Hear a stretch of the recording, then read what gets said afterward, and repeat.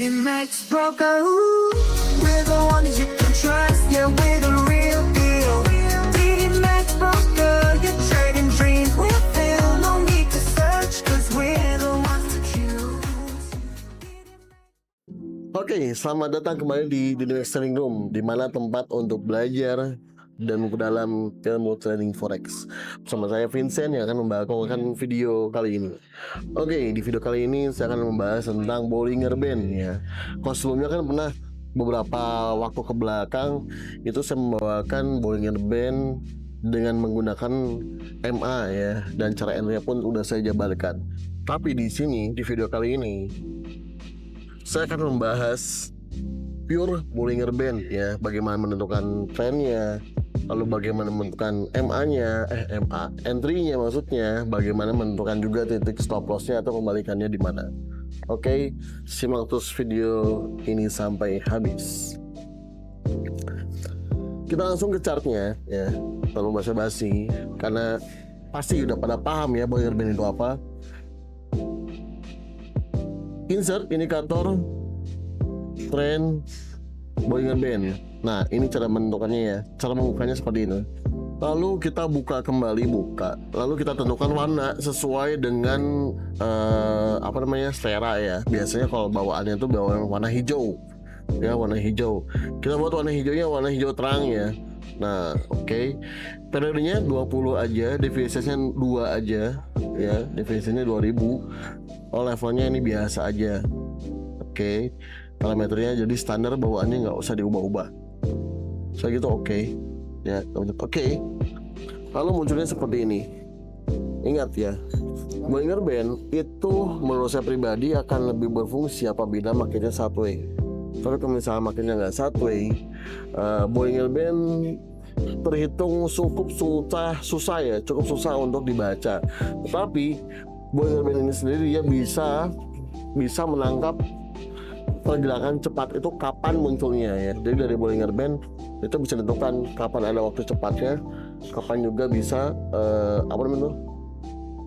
menentukan satunya di mana gitu. Itulah kelemahan dari Bollinger Band. Kelemahan dan kelebihan ya dari Bollinger Band itu sendiri.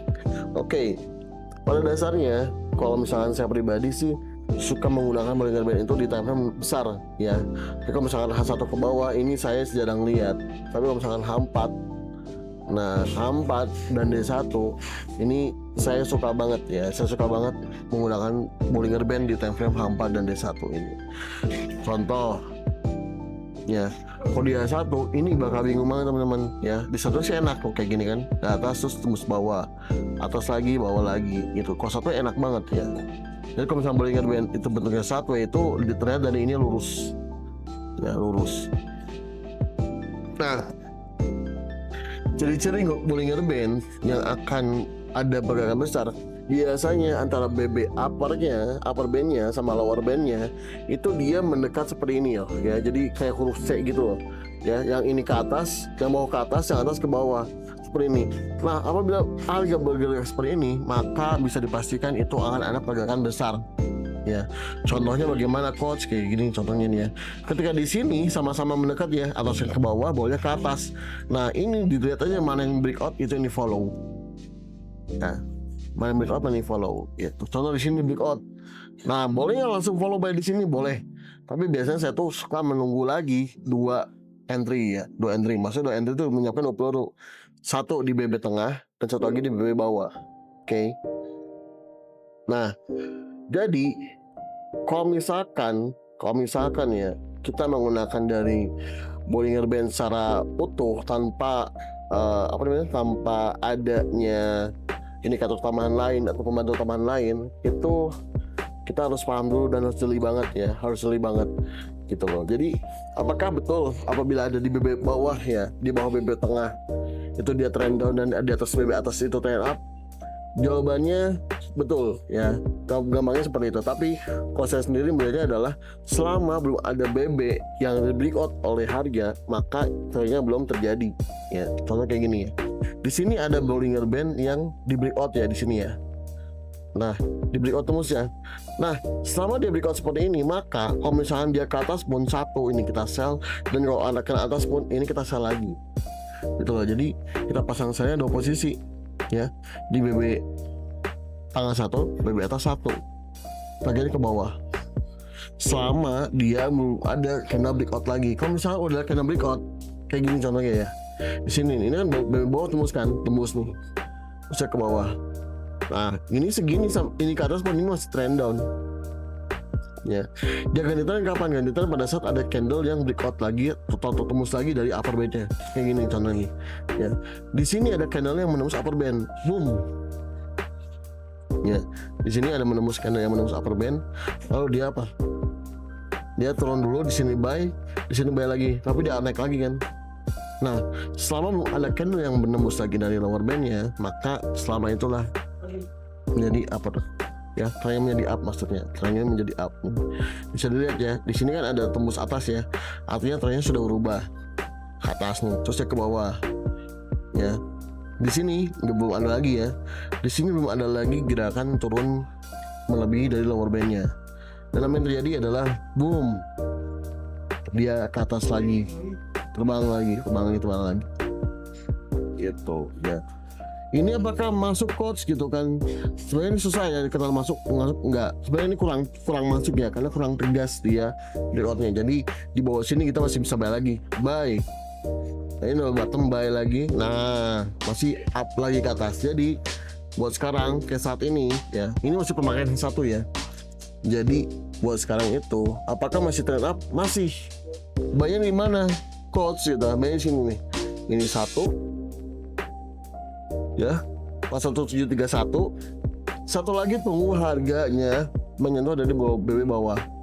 Mungkin nggak BB bawah di sini terus? Enggak ya, enggak mungkin BB bawah di sini terus. Pasti nanti kalau misalkan harganya satu ya, BB-nya pun dia akan mendekat ke atas seperti itu. Nah ini BB atasnya masih mengarah ke atas ya, masih mengarah ke atas seperti ini. Artinya kalau misalkan BB bawahnya doang yang naik ke atas, tapi BB atasnya masih mengarah ke atas, maka itu biasanya masih akan ada kenaikan kembali ya. Tapi kalau misalkan BB atas naik, BB bawah naik ya, BB bawah naik dan BB atas itu turun ke bawah, nah maka disitulah siap-siap akan adanya pergerakan besar dari market begitu ya. Simpelnya seperti itu. Jadi kalau penggunaan satunya ingat ya, H1 hanya untuk menjadi acuan doang nih, batasnya di mana-mana. Tapi kalau misalkan kita untuk counternya, bisa nggak quotes kalau misalkan kena atas sell? Bisa ya, bisa, tapi jelek apabila pakai ke trend. Jadi ibaratnya adalah kalau misalkan mau melakukan seperti itu, buy sell-nya pada saat BB-nya lurus ya, pada saat BB atasnya dan BB bawahnya itu lurus ke kanan gitu. Kalau misalkan dia BB atasnya naik ke atas, BB bawahnya turun ke bawah, nah kita nggak boleh sama sekali kita sell dulu di situ. Oke, seperti itu. Nah untuk H4 bagaimana penggunaannya? Untuk H4 ya sama ya kayak kemarin nih ya. Misalnya kita lihat H4 ini begini kan, tembus nih, buy kayak gini kan. Terus kita buy-nya di sini enggak ya, enggak. Tapi ketika dia breakout di sini sell, maka pada saat ada candle breakout dari BB juga ke sini, maka disitulah sudah ganti trend. Oke, maka disitulah kita sudah ganti trend. Itu dan kita tunggu di mana ya? Tunggunya di sini lagi kena. Tapi ini baru dikenain, dia lanjut naik ke atas lagi sampai BB atas lagi.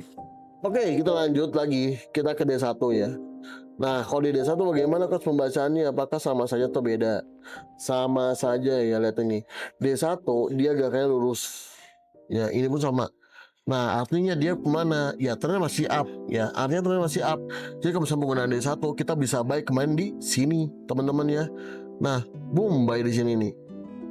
Di 40.25. Kalau ke bawah pun gimana ya? Ke bawah gitu. Kita tunggu di sini lagi ya. Kita tunggu harga di bawah sini lagi. Di bawah. Gitu. Andai kan kemarin ke bawah ke sini, pasti saya bayar lagi di 3844. Gitu. Targetnya kemana coach? Targetnya ke BB atas ya.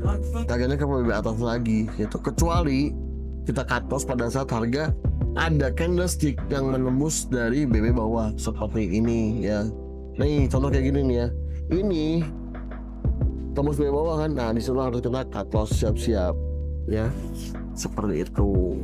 Jadi ingat teman-teman, kalau dari saya pribadi ya, saya itu membaca trennya satu nih. Yang betul kalau misalnya BB-nya ada di tengah ada di atas middle band, dia uptrend itu betul, nggak ada yang salah. Cuman untuk menentukan tren jangka panjangnya itu adalah menunggu dari candlestick yang membreakout dari upper bandnya atau lower bandnya, seperti itu ya.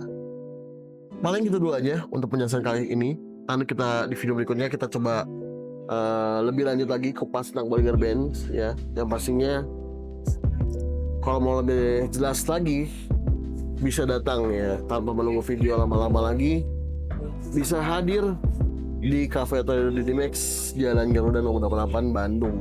Di sini saya akan membahas secara lengkap, secara detail bagaimana Bollinger Band itu dipergunakan dan bagaimana juga cara menggunakan entry dengan Bollinger Bands. Oke, saya Vincent, pamit undur diri, sampai jumpa di kesempatan berikutnya.